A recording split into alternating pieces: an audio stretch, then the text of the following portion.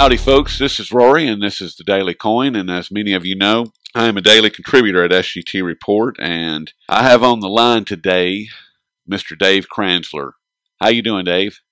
I'm doing well, Rory. Thanks for having me. It's always a pleasure. Well, it's a pleasure speaking with you, and I love talking to Dave. He has his website is Investment Research Dynamics, and not only does he put out a lot of really great work about the precious metals and housing market in particular, but he has his own ideas that are based in market realities that he shares through his writings at his website, and we love his work at the Daily Coin, and most of you out there that are listening, if not all of you, if you're not currently reading it and following his work, you need to. So with that, Dave, let's just jump right in. What do you say? Sounds good to me. So how are things going with you this morning? Well, they're just moving right along, my friend. Just trying to stay ahead of all of these encroaching, circling black swans and nightmares that are just kind of taking over the news. Yeah, I hear you. It's a question of how much of it is intended scare tactics and how much of it's real.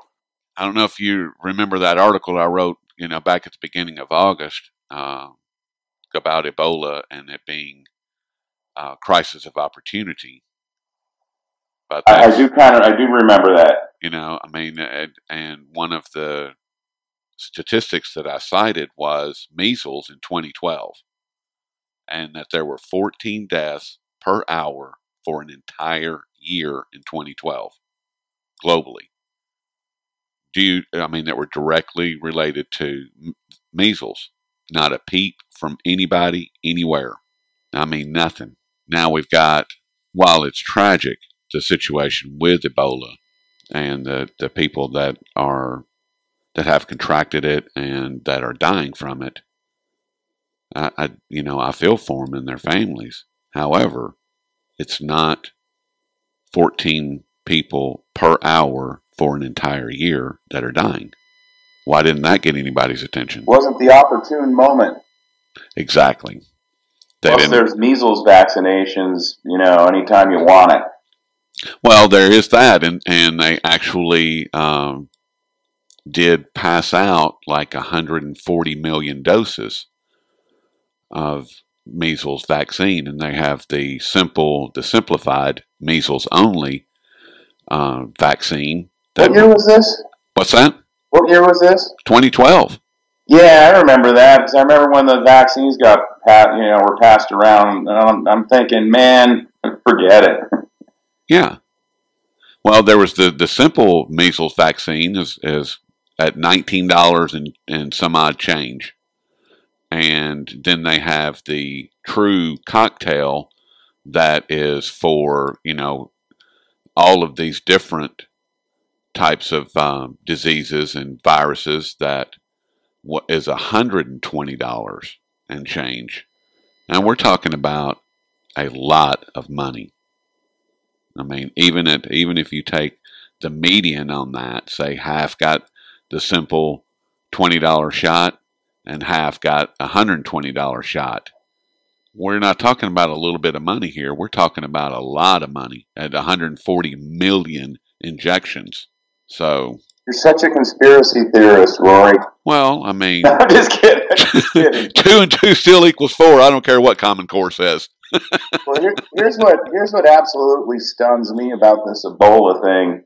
It hit me. I've been thinking about this for a while, but it really started hitting, falling on me like a ton of bricks yesterday. We've had 2 confirmed cases in this country?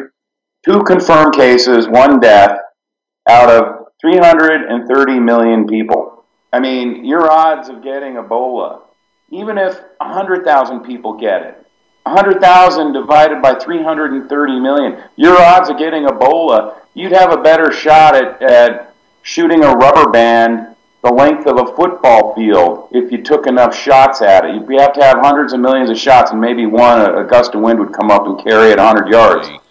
Try to dig into it and write about it is what is the left hand doing while the right hand has us completely and utterly distracted with Ebola? Exactly. That's a great theme to write on. I mean, what are they doing? Because if we go back in history, we can look at these different situations where something like this came along and had everybody completely watching the right hand while the left hand was just gutting them. And that's exactly right. That's it. Well, look what's going on. I mean, Connecticut signed that. The Connecticut governor signed that legislation that pretty much allows him to have the power to impound anyone if they sneeze in public. Right. You know, and now you got Dallas is gonna declare a state of disaster. 2 people. It's a state of disaster. Are you kidding me? Well, the thing is that get it with Dallas. I mean, if they take some measures, because once a person comes into a hospital that has Ebola, that emergency room and that surgical area, they're quarantined. You can't have anybody else in there. It's done. It's over. So that hospital, for all intents and purposes, becomes a hotel with an Ebola quarantine area.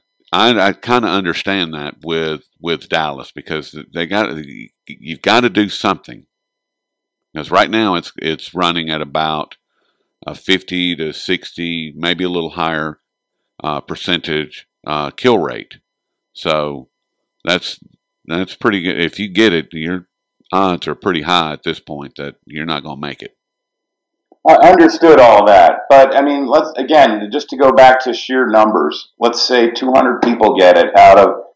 I just pulled up the population of Dallas is 1.3 million, so 200 out of 1.3. I mean, I think we have bigger problems in this country than if you want to just go by sheer percentages.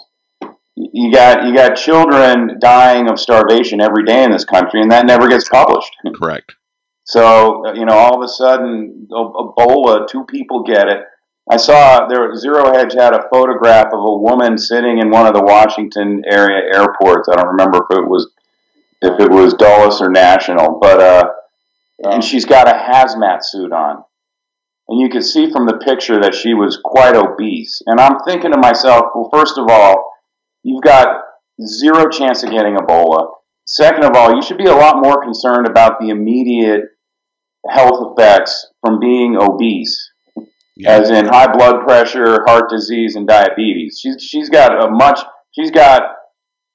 100% chance of dying of an obesity-related disease and a 0% chance of dying of Ebola. And she's sitting there looking like a dope in a hazmat suit in this airport. And I was like, there's got to be a reason why all of a sudden they're flooding the airwaves with this Ebola thing. I mean, outside of Dallas, I mean, are there any cities that are even at risk? Well, now the attending nurse did fly into Ohio. Now that's a serious situation. So we do have. So it's something you watch, but you don't sit there and why do you freak out the whole country over this? Right. I agree. It's your left hand, right hand thing. Something's going on that they want to use this as a distraction. And I think a big part of it is, I think what we're going to see is the economy. If you really, if you blow away the Orwellian fog that they manufacture around all the economic data, et cetera, and you really look at the hard data, the economy is falling off a cliff. I mean, we saw it in the retail sales numbers yesterday, and those are Census Bureau government numbers, which means they've put their best massage job on those numbers before they release them to the public, and they're nominal numbers. They don't include, they're not adjusted for inflation. So you're looking, so in other words, to the extent that price gains are built into the number that you see, that doesn't represent the actual decline in unit sales, right? Right. And it was almost every single retail sales business category where we had a decline. Yeah. So and that's coming from your article, Did the U.S. Economy Hit a Wall This Summer?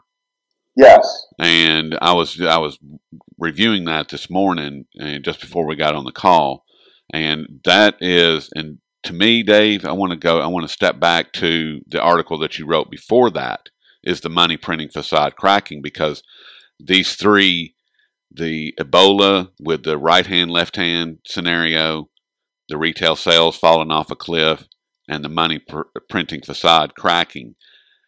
And the opening paragraph in that says that yesterday I sent an email around to some colleagues in which I suggested that something nasty is going on behind the scenes in the financial system that is not yet apparent. That's the opening line. And in an earlier interview that you and I did, I believe that we were touching on that very thing. And as far as something has either blown up in the derivatives market, or there's something that they know is going to blow up. I mean, is that kind of what you're alluding to, or am I off base? Well, I think it's a combination of that, and plus, I think there may be a big bank in this country that's in trouble. Well, I thought they were all in trouble. I mean, they're all in trouble, but it's there's being in trouble and having a lot of Fed printed money sitting on your balance sheet, earning interest at the Federal Reserve, and then there's hitting the wall. I think one of the banks may be in big trouble, like liquidity issues. Okay. And again, it's impossible to prove, but if you just look at indications that you see in the market, I mean, to me that's where you see clues. So, and to me, one of the biggest indications is this remarkable plunge in the 10-year yield, which tells you that a boatload of money is moving out of risk assets and into basically the only part of the yield curve where you don't have to go out 30 years, that has a little bit of yield on it. I mean, if you move your flight to safety money into very short paper, you're going to have negative carry on it. Okay. Because the rates are so low, but you can go out to 10 years and still get 2%. And to me, that's what happens when there's a big problem in the system that it's not apparent. No, it was Goldcore this morning talking about flight to safety. Gold rises as stocks and European bonds again see sharp falls. The article is talking about people moving into gold as a safe haven, and there's been 2 or 3 articles in the past couple of days referencing that. And Mark O'Byrne over at Goldcore just says flat out that's what's happening. Would you agree with that?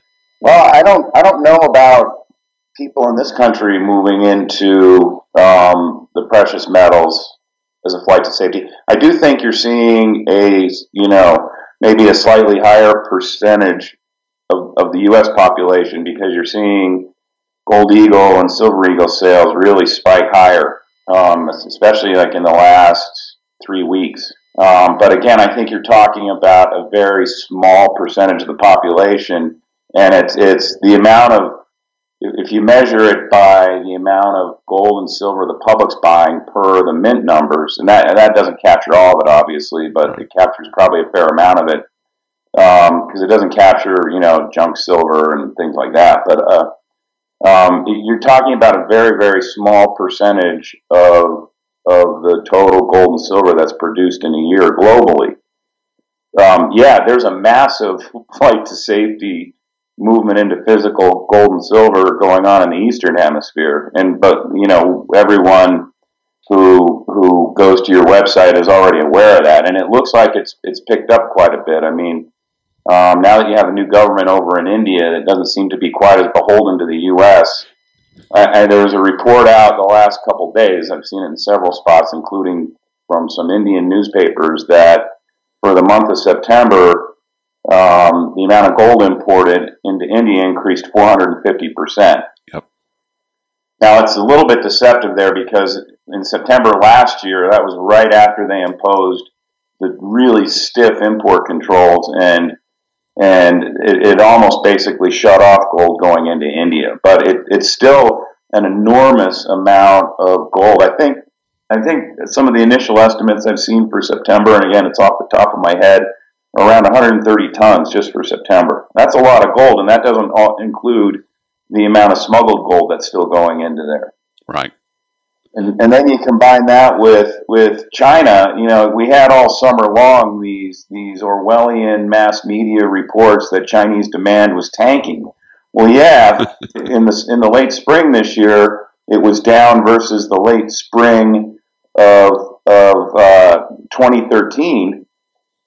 But you got tough comparisons there because Yes. that was when gold was taken down quite a bit, and you had a huge spike in demand over in the Eastern Hemisphere, and especially in China. So that was very deceptive reporting. But now, as we're going into the strongest seasonal period in China, you're seeing a huge increase in the amount of gold that's being imported, and also withdrawn from the Shanghai Gold Exchange.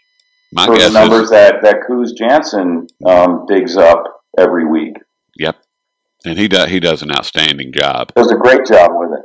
So My guess is that yeah, there's a flight to safety going on, but it's not happening in this country. It may have picked up a little bit. I do think at some point, I think a fair amount of people kind of bought into this fake economic recovery that we've been, force fed from Wall Street and DC and the media for the last couple of years. I think a lot of people kind of had hope and bought into it, and I think this time around, I don't know what they can do, short of just outright fraud in the reporting of the data. I don't know what they can do to keep this thing from collapsing. And again, to tie that back to what's going on in the markets, you're seeing this phenomenal collapse in the 10-year yield, and the short squeeze narrative that's out there doesn't explain it. And because short squeezes are temporary, but if you look at a 1-year graph of the 10-year yield, it's been a steady decline until the last basically week or so, and then it's seriously plunged. okay. And you coincide that with the remarkable plunge in the price of oil. And to me, oil directly reflects economic activity. I mean, yeah, there's short-term zigzags and manipulation and whatnot, but oil's been going down steadily since mid-June. So And you to don't me, think, that's really when the economic weakness started to set in again in this country. and so you don't see the slide in oil prices coming from the Gazprom, Russia, China contract, or does that play a part in it at all, or do you see it strictly as an economic slowdown? I think it's an economic slowdown, because if there was some sort of insidious or devious manipulation that was pushing the price of oil lower, the smart money would be buying up all the oil they could and stockpiling it, because they would know that it's a manipulated hit on oil and it's going to snap back, and it'd be very easy money to make. Okay. I mean, obviously there's a huge global slowdown going on, economic slowdown, crash. Europe's crashing. I think our country's crashing. They're just packaging it up a lot more in a much more pretty package over here than they do in Europe. And to that extent, I mean, you're seeing that in the decline in gasoline consumption, retail sales, housing sales. When you strip away all the manipulation and they manipulate the data, and then they turn it into an annualized rate, which is, I mean, that's statistical abortion, basically. But when you strip away all that, you can see that, there's been a serial decline in the housing market that you can tie back to last July. Yeah, and what's going on with the housing market, Dave? If you wouldn't mind giving us an update on that. I know that you follow that very, very closely. Listeners really respect what you have to say about it. So what is actually happening as far as the decline that you're referencing, and what does that mean to me? Well, I think there's two primary factors there. We had an engineered. It was basically engineered by the Fed and the government through policies they implemented, and obviously the QE. But you had an engineered bounce in the housing market, and it was stimulated by a massive influx of investor buying, which was well publicized. Big institutions buying up distressed homes. It was predicated on moving a lot of the foreclosed distressed homes into hedge funds and private equity funds. And these guys this was money that was all looking to look there, it's money starving for assets with yield. So like, oh, okay, we'll buy up hundreds of thousands of homes, turn them into rentals, and then when the market comes back, we'll unload the homes at a nice gain. So, and everyone knows about the close to $2 trillion that the Fed pumped into the mortgage market. Well, most people aren't aware of this, but the government gave them free financing for that. So a lot of that, the big bounce that you saw in the quote unquote investor buying was engineered by the Fed and the government. And it's artificial. And then you had, the individual flipper investors basically came in again at the end, as they always do, and a lot of them are going to get scalped because they're going to be left holding homes that they can't sell, at least at the price they paid. Well, meanwhile, beneath the surface, what was going on was that you had a decline in basically the traditional organic home buying market, which is, your first-time buyer and your move-up buyer. The first-time buyer historically has been 40% of the housing market. It's down to below 30% now. And if the first-time buyer isn't buying a home, that means your move-up buyer is handcuffed in the home that they've got because they rely on selling their home to the first-time buyer. I'm primarily talking about the existing home sales data because that's 90% of the sales volume in the housing market. Wow. Okay. So what you had here is beneath the surface of this quote-unquote housing market recovery that we saw was the fundamental organic market continued to deteriorate. And it was deteriorating despite lower interest rates. And we've seen that in the mortgage purchase application numbers, which they've basically been declining now since the middle of last summer, almost every week. I mean, there's some weeks where you get a bounce, but almost every week they're declining. So you've had, now that the investor buyers are loaded up, they're sitting on portfolios that they're having trouble renting out. So they've basically pulled away from the market, and you're seeing that in the numbers. And the numbers are more prevalent in the West because this dynamic was going on a lot more prevalent in the West than it was in the Northeast. So you're seeing the investor buyers pull away. Your organic first-time buyer is disappearing, and obviously that's because your average household under the age of 35 isn't making enough money to support a home. Right. And then what's going to make it even more interesting, and this is exactly what happened when the big bubble popped, is that all of a sudden you had this huge spike in multifamily housing starts, and that's been kind of driving the housing starts number for the last year for the most part. And what's going to happen is you're going to have all these huge apartment building projects come online just as the rug is being pulled out from beneath the housing market, and you're starting to see a lot more homes that are coming onto the market for rent. And that's showing up in the data all over the place. So you're going to see rents go down, and you're going to see flippers stuck with homes, and you're going to see a lot of people who are listing their house thinking that they're going to get a great price for their house that they're not going to be able to get. And that's another aspect in the data that I've been watching, is that the inventories of both existing homes and the inventories of new homes are starting to increase by quite a bit. And that's not something that should be happening, especially at this time of the year, because we're entering into the lowest seasonal part of the year. And yet, every time they release more data, inventories keep expanding. So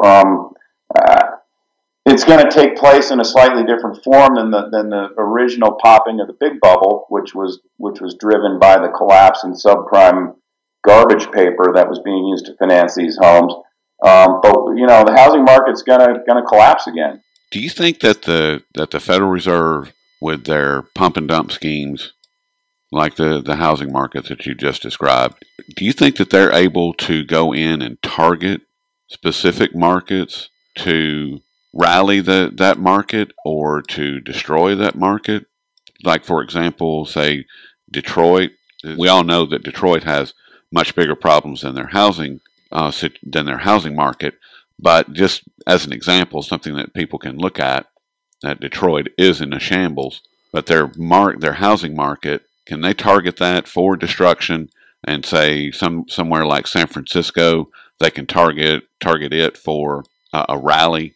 Do you think that that's possible, or am I just way out in the weeds? Well, I don't know what the motivation would be. Why would they want to level Detroit and prop up San Francisco? I think they can. They can set policies to try and stimulate housing. Actually, Detroit, if you go by the price data that gets published every month, especially Case-Shiller, Detroit's had a pretty big pop in prices, but that's because you've had a home that's gone from 10,000 to 20,000. So on a percentage basis, it looks like a nice gain. Well, that's investment buyers going in there and they're buying up $10,000 homes and renting them out to people who can barely afford them. So I don't know what the motive would be to maybe level a city and prop up a city. I think the Fed kind of targets monetary policy to try and stimulate. And I think they've been trying to stimulate the whole country. And you had a brief period of stimulation. Obviously, San Francisco is a good example. San Francisco happens to be rolling over very quickly, especially prices there. And San Francisco led the country in rolling over when the first housing bubble popped. So, and is that what we're seeing right now also? I think so, yeah. That's what I think is going on. I think the only thing the Fed could do to really help out the housing market, it would be to just go out and print money and just buy up homes and stockpile them. Okay. You remember? I don't know if you remember this. In the 70s, there was a huge surplus of airplanes, and the airlines were parking hundreds of unused jets over in the desert in Saudi Arabia and in Southern California, in the desert in Southern California. You'd see pictures of just hundreds and hundreds of jets just sitting there in the middle of nowhere. They were just taking that capacity off the market. Wow. Maybe, could the Fed do something like that in housing? I'd be shocked if they did. Okay. But anything's possible. Who knows? I mean, everything that's gone on in the last 3 or 4 years has shocked me. Well, what do you see for the remainder of 2014 as far as both the economy and for the precious metals?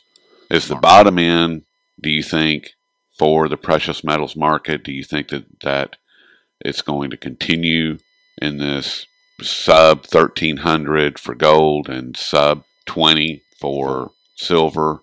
Or do you think that there's some type of rally that I've heard several people say that there's going to be? That's a great question, Rory. I wish I had the answer to that, because I wouldn't tell anyone, and I'd go somewhere and do trades in secret and try to make a lot of money off of it. But So what you're saying is your crystal ball is in the shop and probably not coming out anytime soon? I don't think anyone has a crystal ball that works, because if you had a crystal ball that worked, you wouldn't share it with anyone, right? You would go somewhere and secretly implement your trading strategy because you wouldn't want anyone else to know about it, right? That's true. The markets are, they're still efficient to a degree, and if other people started using your trading strategy, it would get priced into the market very quickly, right? Yep. So if I had a crystal ball where I could see for certainty what's going to go on, I wouldn't tell anyone. I'd just go and take advantage of it. But I don't know. Every year we've since 2011, everyone comes out and says, okay, well, we're going to be higher by the end of the year. And I don't know. I mean, I think right now the market is being held captive by the enormous paper manipulation that's going on. And the degree of the manipulation, first of all, I do think there's validity to the idea that the bullion banks have a bigger problem, and the central banks have a bigger problem with physical silver, because the manipulation in silver has just been incredibly intense, and we know that India and China are hoovering up silver, not just as an investment metal, but because they both have huge solar programs going on. Mm-hmm. We know the public here is consuming silver eagles. I think this year we're at a run rate now that'll exceed the amount of silver that's produced in this country. And a few years ago, Congress passed a law. Originally, every silver eagle that was sold in this country had to be minted from silver mined in this country. Yes. Well, and then when the consumption of silver eagle started rising dramatically, they had to changed the law. So now a lot of the silver eagles that get purchased in this country are minted from silver that comes from Mexico. If you look at just the open interest on the COMEX in silver futures, the open interest typically moves in correlation with the price of silver. So as the price of silver moves up, the open interest goes up, and vice versa. As the price of silver goes down, the open interest declines. Well, right now, we're at the very low end of the price range for silver over a long period of time, and yet the open interest is almost at all-time record levels. So what that tells me is that the bullion banks have had to suppress the price with a lot more paper. In other words, it's taken them as much paper as it takes them to control the market when it's moving higher. They've had to print and feed into the market that amount of paper just to keep the price down to this level. And again, I really think they have delivery issues in physical silver. And interestingly, over the last probably year or 18 months, there's been an enormous amount of movement of silver in and out of the COMEX, to the extent that you can believe the numbers that they report for the COMEX vaults. They get reported every day. Been an enormous amount of movement in and out. And we've never seen movement in and out of the COMEX vaults like this. Even when silver was moving from, last time around when it moved from 8 up to 49, we didn't see movement in and out of the COMEX vault. And I have a feeling there's kind of a shell game going on between SLV and the COMEX, because that was another thing. I think it was 2010. I don't remember the specific date. But the SLV trust's been around for a long time. In 2010, they amended the prospectus so that silver could be kept for the SLV trust by J.P. Morgan, both in New York and in London, right? Right. So like with GLD, the gold, all the gold has to be kept theoretically has to be kept in London vaults. But with silver, with J.P. Morgan as the custodian of SLV, silver can be kept in London and New York. And I think it gave them the ability to move silver between the SLV account and their COMEX vault accounts, at free will. I mean, J.P. Morgan, I think it was 2009 or 2010 when J.P. Morgan wasn't even a vault custodian for the COMEX until like 2009, 2010. I don't remember the exact date. The listeners can look it up. But they went from not being a vault custodian in silver to being the largest vault custodian. So there's something going on there. Do you think that that the price manipulation is somehow tied to the treasury market or the bond market, in that as long as they can keep the price down and allow the Chinese to get as much physical as they want, does that play a part in this manipulation, do you think? I know that theory's out there, and I don't know, who knows? It's, to me, that's just idle speculation. It's a possibility, but I don't think so. I mean, the truth is, the treasury market and the U.S. dollar is one big prisoner's dilemma issue, right? Okay. As long as everyone sticks to their story, i.e., in this case, as long as no one sells their treasuries, the market's not going to collapse, right? Right. So I mean, yeah, China could threaten the U.S. to sell treasuries, and then the U.S. say, go ahead, you're going to shoot yourself in the foot. I mean, China's got, probably a third of their reserves are still sitting in treasury, something like that. Yep. I mean, I don't think they want to destroy their wealth by dumping treasuries on the market just to piss off the United States. But to get back to the manipulation of the silver and tie it to the dollar and interest rates, yeah, or especially gold, absolutely. The Fed can't keep spinning this fairy tale of low interest rates if the price of gold is going through the roof. Right. I mean, the Fed's trying to feed us this baloney that there's no inflation and interest rates are low. 0% interest rates because there's no inflation, so we're good. Well, guess what? Why don't you shut down the COMEX for a week and let's see what happens to the price of gold, and then tell us how good your story is. Wouldn't work. Exactly. So in order for them to be consistent with the narrative of no inflation, improving economy, low interest rate policy is fine, we can print money, you have to keep a lid on the price of gold. Otherwise, no one believes the story. Well, I don't believe any of it anyway, so. Exactly. Here's actually, now that I think about it, this would be a great idea. Okay, if the U.S. government and the Fed and the bullion banks want to prove to the world that the COMEX isn't the catalyst to manipulate the price of gold and silver, why don't they just shut it down for a month and let the rest of the world operate as is, and let's see what happens to the price of gold and silver? Right? If that happened, then I could put a price prediction on the price of gold and silver for the end of the year. 2050. If the COMEX were shut down for a month, just stopped operations. Then we would actually see that there isn't any available. That's right. Notice how I said 2050 by the end of the year. I didn't say next year. Yes, I caught that. You would see gold and silver go bid without, meaning you'd have buyers driving the price up, and there wouldn't be any offers of physical gold and silver. I wouldn't offer any of mine back to the market. Not today, not tomorrow, not any time. That's my, what was that challenge that was going around, the ice bucket challenge or something? Yeah. This is my precious metals challenge. Let's say that the U.S. has to shut down the COMEX and the London has to shut down LBMA forward trading, not the physical trading, the forward trading. They have to shut it down for a month, and let's see what happens to the price of gold and silver. So that's my precious metals challenge to the Fed and the Bank of England.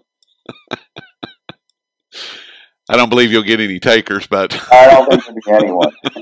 Well, at least on that side of the fence. I think everyone listening to this program would take our side of it. Oh, yeah. I'd be all over it. That? Yeah, we'll donate money to see that. Oh, my goodness. Well, Dave, I think that's probably a good place to end this with a good laugh and a little hope out there. So I really appreciate all your time today, and all your insight is always welcome. My pleasure, Rory. I love chatting with you. You're doing a great job with your website, and you're exposing and exploring a lot of issues that for people who only get their news from cable news have no idea about what's going on. But if they go to your website, it's an eye opener. Well, I certainly appreciate that. It's very kind. Well, and right back at you. I mean, the work that you're doing, Dave, is just off the chart. No pun intended, but it's it's really the readers that come to the Daily Coin that find your work there, and at SGT Report and the various other websites that your work is carried. I mean, you're moving mountains, my friend. I mean, as far as educating people and giving them an opportunity to be educated, because it's your insight, it's your knowledge that helps me and helps everybody to find better footing for what's actually happening, the reality of the situation. So, right back at you, my friend. Thanks. I appreciate the feedback. I think we all do kind of a good job of feeding off each other and helping to sort of blow away that Orwellian fog. I like that term actually a lot. Orwellian fog. That's, whew, my God. But well, let's do this again in a few weeks, Dave, just to keep, because I really want to try to keep in touch going into year end, because and in particular this month, I think that it's important to get an update because of the October surprises, and Ebola may be that.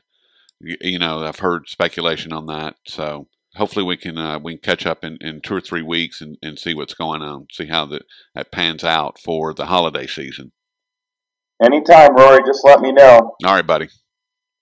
I'll talk to you soon. I'll talk to you soon.